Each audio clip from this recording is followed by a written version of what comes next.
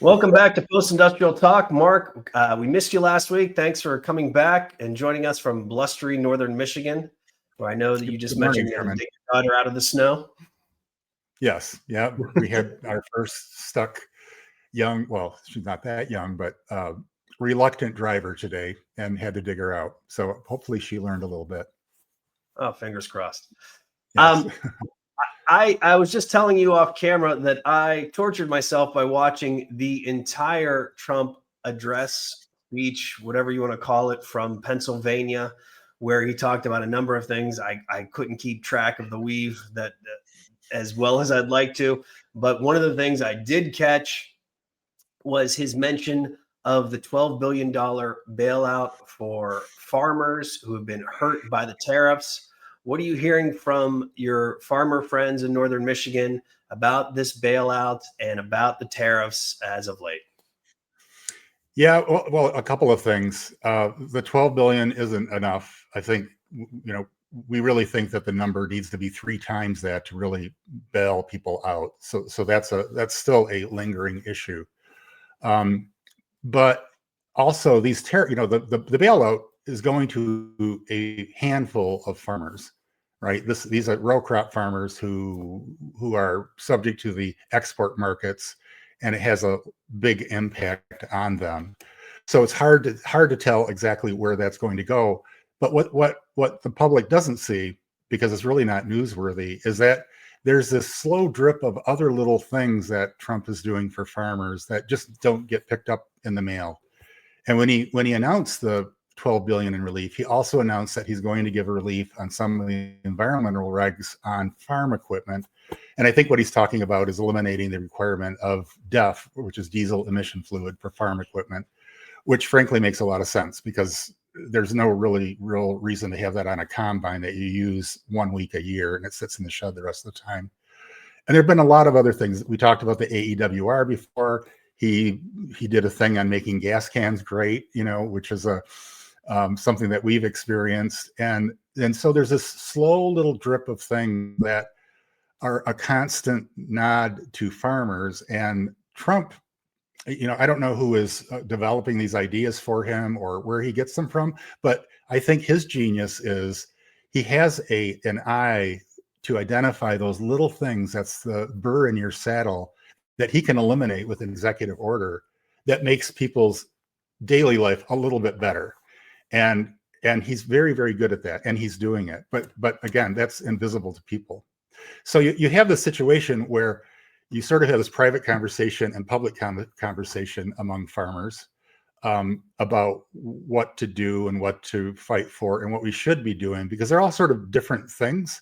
And we've recommended to the American Farm Bureau to form a task force to analyze tariffs and come up with some policy recommendations on that, because we really have a long-term issue here that Trump is trying to solve with really short-term, jerky, harsh executive orders that he's doing. But there probably is some long-term thing that we should be doing, and we really need to figure that out. So it's a very difficult situation. Having said all of that, we had a couple of pundits, and one a Republican, one a Democrat, and it was interesting because they were really aligned very well on what is going on. And part of it is, despite how bad we might think Trump is acting right now or putting in policies haphazardly, the only thing worse would be if Democrats were in charge. And that's a problem for Democrats, that the only thing worse than Trump is if they were in charge, because they think that then nothing would be happening. So in your estimation, these little things that Trump's doing and that you call genius, I would never use the word genius and Trump in the same volume of encyclopedia, but I understand. Right. Something has made him successful, right? He has something that has made him successful. Sure. Right. But the as you say, that genius idea is that taking these little things that do appeal to farmers that obviously aren't being addressed or even known about to Right. Democratic leadership, Democratic National Committee, the president on down, that should be addressed, that really aren't even a matter of policy as a partisan issue, but just something that would make farmers' lives easier without impact on environmental regulations and the like. He's managed to find these things that do appeal to people in rural communities, particularly farmers and their Right. families, that end up helping him secure that base and shore it up. And it's not probably going to be for his opportunity in 2028, which please don't run again. But for a JD Vance or a Marco Rubio, or for whoever is the heir to the MAGA throne, that could be impactful in the coming months and years. Right. And we've had this conversation in the Democratic circles, the rural Democratic circles, about why can't we fix some of these easy to fix things that make a lot of sense? And even when we identify them, why do Democrats struggle so much to fix little policy things? Whereas Trump just goes out and does it. He has no like compunction against doing something like that. Because the diesel emission fluid issue, we've been talking about that for several years now. And on the Democratic side, there is this reluctance. Well, we can't do anything that could be perceived as going back on environmental regulations. But when you talk to individual legislators or individual Democrats about, does it really make sense for a combine that sits in a shed all year to have all this complicated equipment on it that is going to be operational for 1 week and causes all sorts of problems because now it's gummed up? It's anything that sits for years, harder to start, harder to run, and the DEF injectors and everything are difficult to keep running. Does it really make sense? And the answer is, oh, of course not. That doesn't really make sense. We should be devoting our resources where there's the largest impact, not the smallest impact. Yet they can't bring themselves to give relief on it. And I think that's a structural problem within the Democratic Party that really needs to be addressed. And you saw this with Tester. I thought Tester was going to lose his Senate race when he was the voice of the push back against the legislation that Democrats passed, which ended up banning gun safety classes banning funding of gun safety classes in high schools, which they should have fixed immediately. They should have said, oh, if that's how it's being interpreted, let's amend it. They had control of all three branches and let's just get it fixed. But they didn't. It took over a year of anguish to finally get that passed. And during that year, Tester was just attacked and attacked and attacked because he's the face of catharsis, of just this calcification of what's going on. So I think that cost him the election.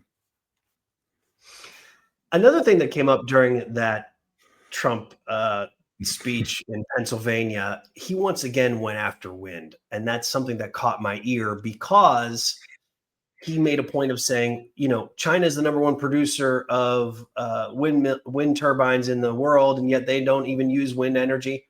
Meanwhile, China is actually the largest producer of wind turbines, as well as the largest user of wind energy. They generate the most gigawatts of wind energy in the world. So there's that lie. But it's more and more useful and adopted in rural America, and it has been for decades. It's something that when I went to Iowa earlier this year, for the first time in my life, I was just confronted by a sea of wind turbines as far as I could see. And it struck me that even it was on their license plates that it is a done deal for most of America, right? And in Michigan, and among the farmers with whom you speak, is wind a done deal? Well, a lot of farmers I know do have windmills on their property because you can make a lot of rental income from that. So it's popular from how do I make more money with my land and then also, continue to farm. And windmills are great for that because the footprint is so small. So there's lots of support from a landowner point of view. But the same people also don't like windmills because they mar the landscape. They're ugly. They, you know, they're not really reliable yet. They fail a lot. You know, you see the blade broken off. You see a bunch in the field where they're not turning, and people, you can see that it's visible. Like solar panels, you don't know if they're working or not. They just all seem to be there, and they all seem to be working. But windmills, you can go by on a windy day, and half of them aren't turning.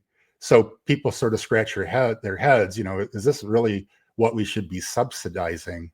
And that's probably the bigger issue. What it really gets down to is, if this were just the free market trying to figure out windmills, and we might eventually get it right, we'll eventually come up with something that's really reliable and doesn't break all the time.